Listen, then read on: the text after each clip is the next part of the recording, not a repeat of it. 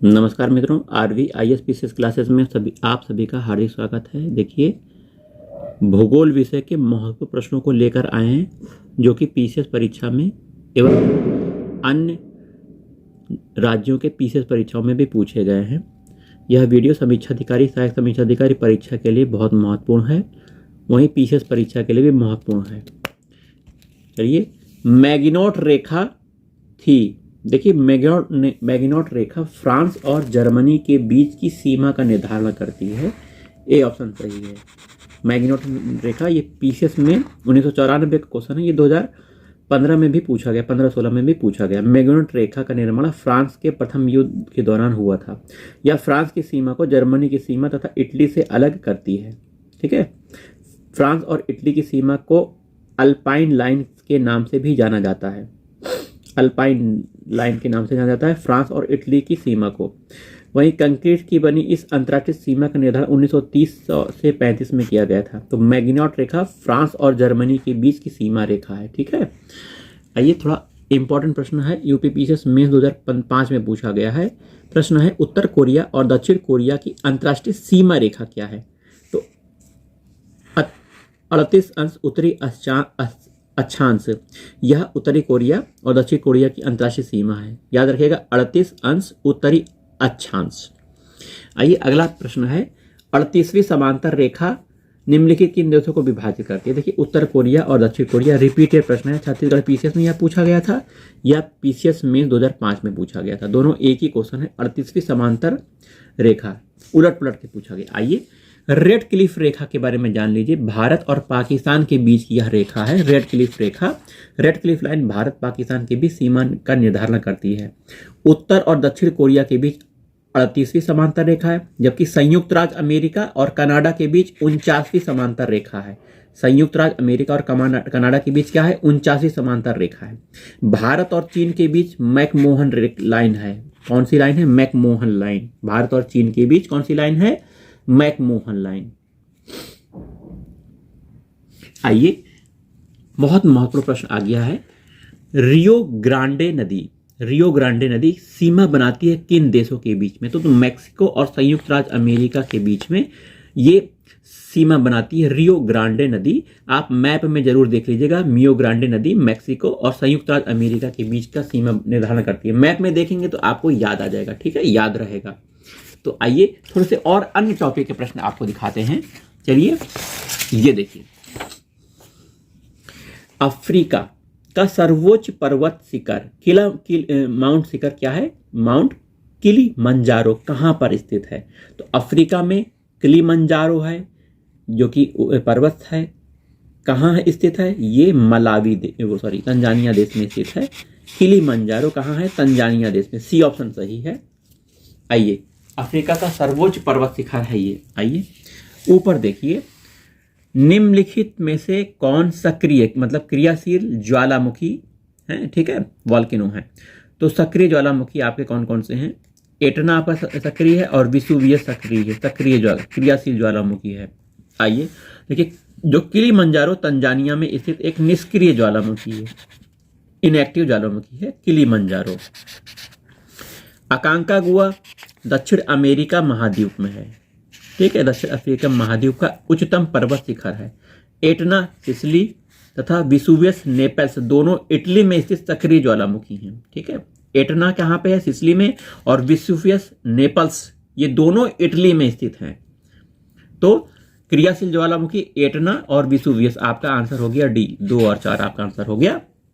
ठीक है, आइए, किलिमंजारो कहां स्थित है? किलिमंजारो है एक क्या है? एक वॉल्केनो है।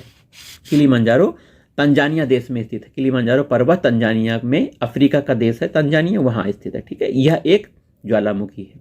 आग्नेयगिरी वॉल्केनो पर्वत है, ज्वालामुखी है। ठीक है, आइए बहुत इंपॉर्टेंट प्रश्न आ गया है। पीसीएस मेंस 2004 में पूछा गया है।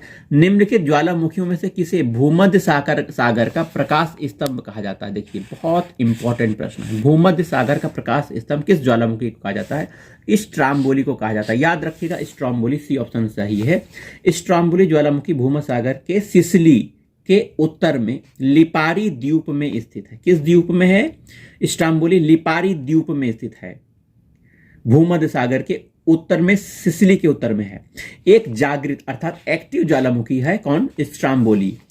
सदैव इसमें से प्रज्वलित गैसें और लावा भी बाहर निकलता रहता है और इसके चारों फिर प्रकाश बना रहता है, इसीलिए इस कारण भूमध्य सागर का प्रकाश स्तंभ स्ट्राम्बोली को कहा जाता है। स्ट्राम्बोली भूमध्य सागर के उत्तर में लिपारी द्वीप में स्थित है।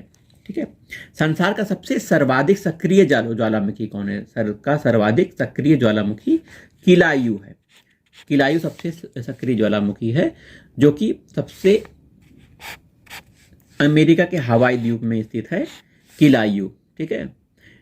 पिछले 25 से अधिक वर्ष हो चुके हैं और इसमें लगातार उद्भेदन, मतलब ज्वालामुखी से लावा, राख, प्रकाश, है ना, बहुत सी गैसें बाहर निकलती रहती हैं। लावा उद्भेदन मात्रा के 4 शीर्ष ज्वालामुखी किलायु, माउंट एटना, पिटलडीला, फोरेनस और न्यामुरीगिरा। ठीक है, न्यामुरीगिरा। आइए कुछ मिलान करने आया हुआ है। देखिए यहाँ पे एटना, विसुवियस, येरेबियस, कोटोपैक्सी ये ज्वालामुखी का नाम है और ये देश का नाम है।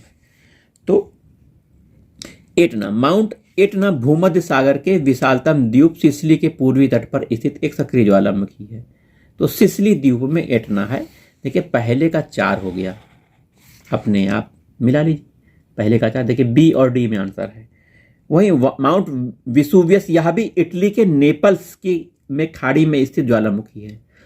विसुवियस भी इटली में है, लेकिन नेपल्स, इटली की नेपल्स की खाड़ी में स्थित है। इटली देख लीजिए, विसुवियस इटली में है तो इटली लगा दिए। ठीक है। माउंट एटना कहाँ है?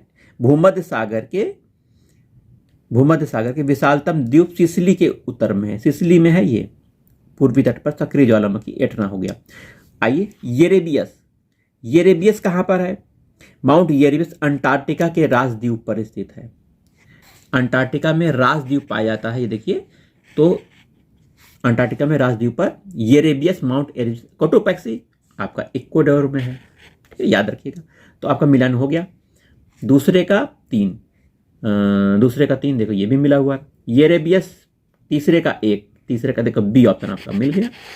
ठीक है। कोटोपैक्सी इक्वाडोर में है, विसुवियस आपका इटली में है, एटना सिसिली में है, येरेबस राजद्वीप में है, या राजद्वीप आपका अंटार्कटिका में। ठीक है, याद रखिएगा। आइए अगले मिलान पे आ जाते हैं। यहां भी देखिए ज्वालामुखी और देश का नाम दिया गया, माउंट रेनियर, एटना, टॉल, पैरिकुटिन। ठीक है। तो माउंट रेनियर ये यूएसए में स्थित है। माउंट रेनियर, चौथा ऑप्शन आपका सही है। माउंट रेनियर चौथा यूएसए में है। एटना आपका इटली में है, नो डाउट इटली में है। पैरिकुटिन मैक्सिको में देश में स्थित एक ज्वालामुखी है। पैरिकुटिन कहाँ है? मैक्सिको देश में है। और टॉल फिलीपींस देश में है। तो फिलीपींस देश में है। तो मिलान हो गया आपका, पहले का चौथा, ठीक है, और दूसरे का पहला, तो ये ऑप्शन आपका सही है, बी ऑप्शन आपका सही है। और पैरिकुटिन तीसरे का दूसरा बिल्कुल सही। और टाल कहाँ है? फिलीपींस में, बिल्कुल सही, बी ऑप्शन आपका सही हो गया है। आईएएस में पूछा गया प्रश्न है। ठीक है, बी ऑप्शन आपका सही हो गया है, आईएएस में पूछा गया सही प्रश्न है। आइए थोड़ा सा और हम चर्चा कर लेते हैं। अब आए हैं तो हम थोड़ा सा इधर भी चर्चा करें। ज्वालामुखी से सबसे अधिक कौन सी गैस निकलती है? इंपॉर्टेंट है। तो जलवाष्प ज्वालामुखी से सबसे ज्यादा निकलता है, याद रखिएगा भाइयों बहनों। ज्वालामुखी सबसे ज्यादा क्या निकलता है? जलवाष्प निकलता है। आइए व्याख्या इसकी जरूर देख लीजिए। ज्वालामुखी विस्फोट से निकलने वाली गैसों में जलवाष्प H2O की मात्रा सर्वाधिक होती है। इसके अलावा कार्बन डाइऑक्साइड, सल्फर डाइऑक्साइड मुख्य गैसें होती हैं।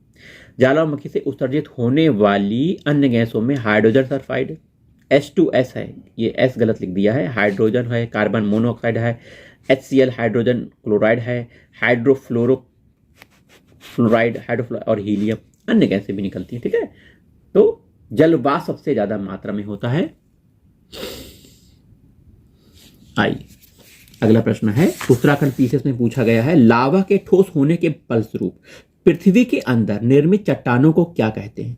तो प्लूटोनिक चट्टान कहते हैं, जो पृथ्वी के अंदर बनती है।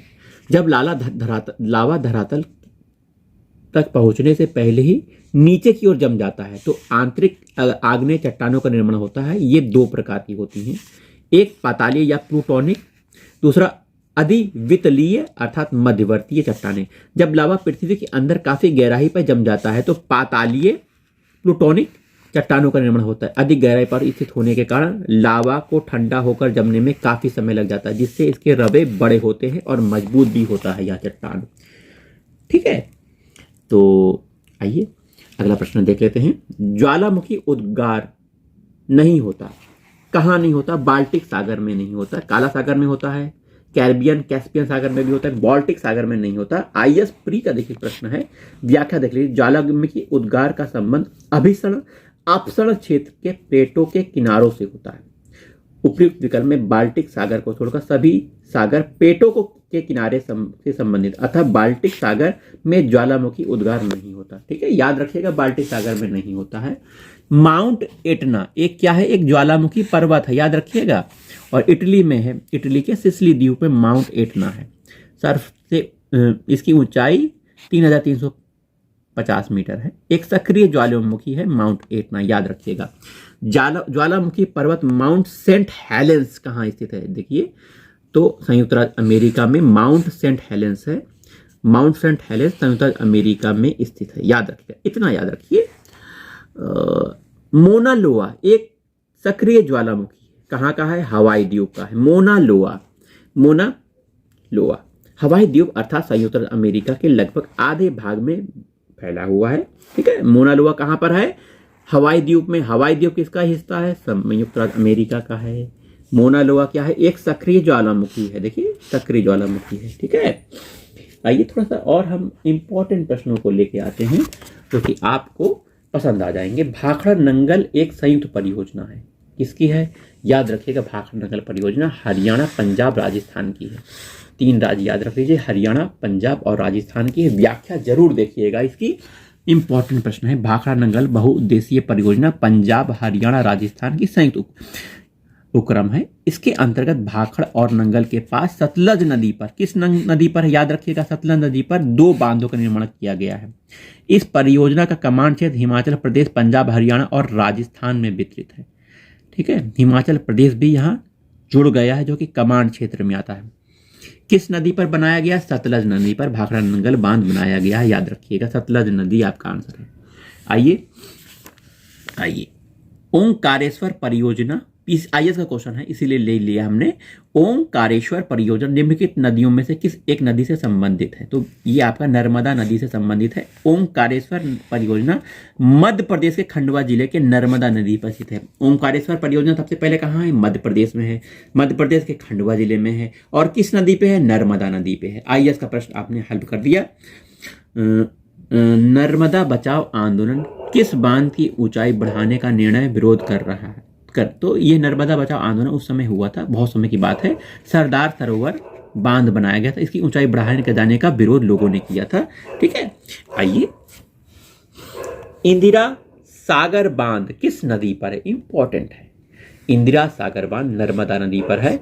आइए ऊपर हम देखेंगे तो हमको थोड़ा सा और जानकारी प्राप्त होगी। निम्नलिखित में कौन सा बांध नर्मदा नदी पर नहीं है?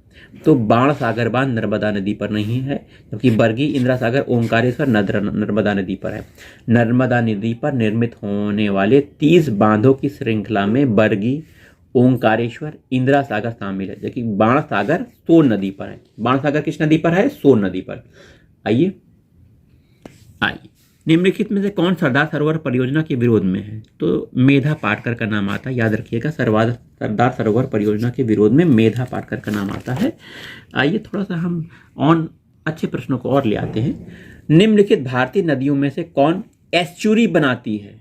एस्चुरी तो आपकी नर्मदा और ताप्ती नदी बनाती है, जिसमें नर्मदा ऑप्शन इसमें दिया गया है। एस्चुरी जल की ऐसी अर्ध संलग्न तटीय स्थलाकृति है जहां एक या अधिक नदियां समुद्र में मिलती हैं। वैसे नदियों के मुहाने पर जहां ज्वार भाटे नहीं आते, नदियों द्वारा लाए गए तलछट के जमाव के कारण डेल्टा का निर्माण होता है। वहीं दूसरी ओर ज्वारीय मुख नदियों के मुहाने पर नदियों द्वारा लाए गए मलबे बहकर समुद्र में चले जाते हैं। इस प्रकार के समुद्र और नदियों के मिलान को एस्चुरी कहते हैं। विश्व का सबसे बड़ा एस्चुरी सेंट लॉरेंस नदी का है। सबसे बड़ा एस्चुरी कहाँ का है? सेंट लॉरेंस नदी अमेरिका का है। जबकि भारत की अरब सागर में गिरने वाली नर्मदा और ताप्ती नदियां एस्चुरी का निर्माण करती हैं। विश्व में कौन सा है? सेंट लॉरेंस नदी। देखिए आईएएस का प्रश्न है, इसीलिए हमने ले लिया है। प्रश्न है निम्नलिखित नदियों की लंबाई की अवरोही घटते हुए क्रम में गोदावरी, महानदी, नर्मदा और ताप्ती का सही अनुक्रम बताना है। तो सबसे लंबी नदी आपकी गोदावरी नदी है। गोदावरी नदी सबसे लंबी है। उसके बाद नर्मदा नदी आपकी लंबी है, फिर महानदी, फिर ताप्ती नदी आती है। देखिए ऑप्शन बी आपका सही है। देखिए गोदावरी नदी की लंबाई 1465 है, नर्मदा की 1312 है, महानदी की 858 और ताप्ती नदी 720 किलोमीटर की है। ठीक है, तो इसका ऑप्शन आपका गोदावरी, फिर नर्मदा, महानदी, ताप्ती, याद रखिएगा बी ऑप्शन सही है। गोदावरी की 1465 है। आइए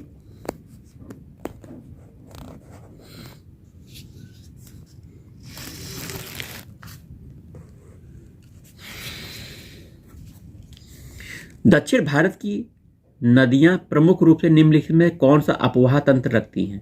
तो दक्षिण भारत की जो नदियां बह रही हैं कौन सा अपवाह तंत्र रखती हैं? याद रखना है वृक्षनुमा, पेड़ के नुमा का वृक्षनुमा अपवाह तंत्र रखती हैं दक्षिण भारत की प्रमुख नदियां मुख्यतः। निम्नलिखित में कौन सा कथन सही नहीं? आईएएस का प्रश्न है। देखिए महानदी का उद्गम छत्तीसगढ़ के पठार से होता है, ये सही है। गोदावरी का उद्गम महाराष्ट्र से होता है, ये भी सही है। ताप्ती नदी का उद्गम मध्य प्रदेश से होता है, बिल्कुल सही। कावेरी नदी का उद्गम आंध्र प्रदेश से होता है, ये गलत है। ठीक है, कावेरी नदी भारत के कर्नाटक जिले की पश्चिमी घाट की श्रेणियों में ब्रह्मगिरी पहाड़ियों से निकलती हैं। ठीक है, तो ये आपका सी ऑप्शन आपका सही है, जो कि यह गलत है। कावेरी नदी का उद्गम आंध्र प्रदेश से न होकर यह कर्नाटक के पश्चिमी घाट में जो ब्रह्मगिरी की पहाड़ियां हैं वहां से होता है। ठीक है, याद रखिएगा महानदी छत्तीसगढ़ के पठार से इसका उद्गम होता है। छत्तीसगढ़ की सिहावा पहाड़ियां हैं, याद रखिएगा छत्तीसगढ़ की सिहावा पहाड़ियां हैं, वहां पर महानदी का उद्गम होता है। गोदावरी नदी महाराष्ट्र में त्र्यंबकेश्वर नाम है, वहां से होता है। कावेरी का आपको पता चल गया है, फिर से बता देते हैं। कावेरी नदी का उद्गम कर्नाटक के पश्चिम घाट की श्रेणियों में ब्रह्मगिरी की पहाड़ियां। ताप्ती नदी भारत की यह नदी है, मध्य भारत की। हाँ, और ये 724 किलोमीटर है। ताप्ती नदी भारत की प्रमुख नदी में से एक है ताप्ती नदी। आइए नर्मदा ताप्ती एस्चुरी बनाती है, ये याद रखिएगा। सोन, नर्मदा और महानदियां निकलती हैं। देखिए एक ही जगह से निकलती हैं, इसलिए ये आपको याद करना चाहिए। अमरकंटक मध्य प्रदेश, अमरकंटक की पहाड़ियों से निकलती हैं।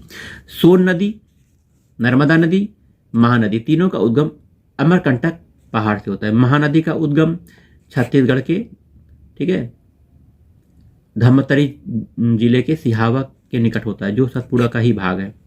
तो अमरकंटक के पहाड़ से हो रहा है सोन, नर्मदा और महानदी। महानदी का उद्गम छत्तीसगढ़ में है। ठीक है, जो नदी शेष अन्य से भिन्न है वह क्या है?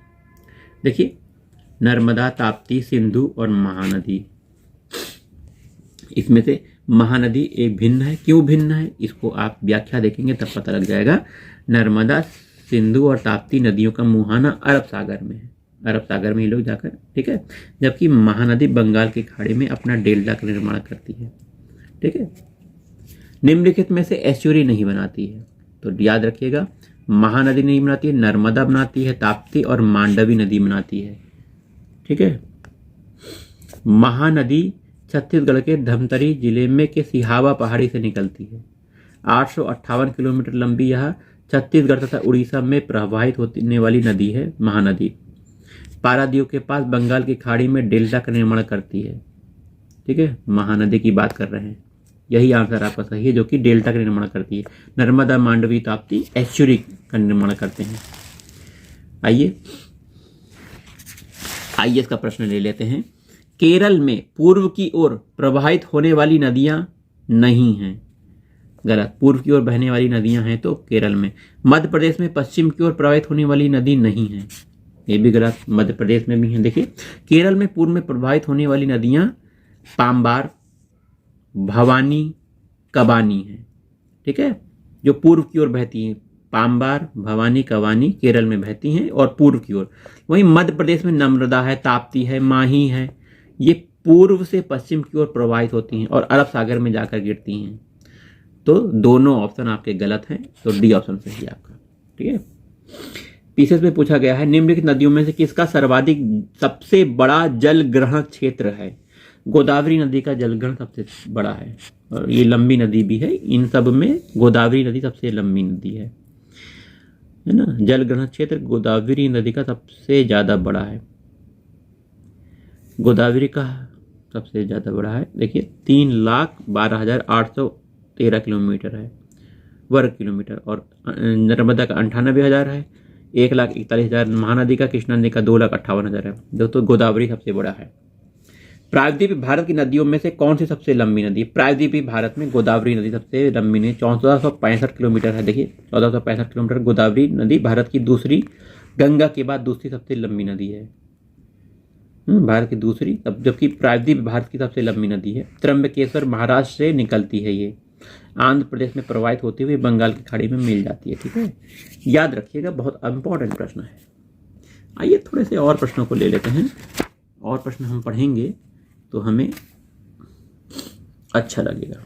देखिए कथन कारण ये बार बार पूछा जाता है। दक्षिण भारत की नदियों का है, पश्चिमी घाट की नदियां डेल्टा का निर्माण नहीं करती हैं। ठीक है, ठीक है, पश्चिमी घाट की नदियां डेल्टा का निर्माण नहीं करती हैं।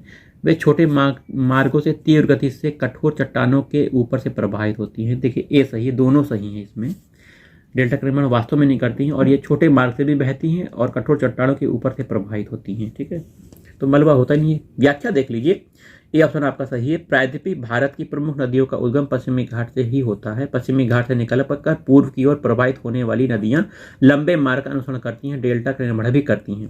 पश्चिमी घाट से निकलकर पश्चिम की ओर प्रवाहित होने वाली नदियां कठोर चट्टानों से होकर प्रवाहित होती हैं, छोटे मार्ग का अनुसरण करती हैं। ये नदियां इसी कारण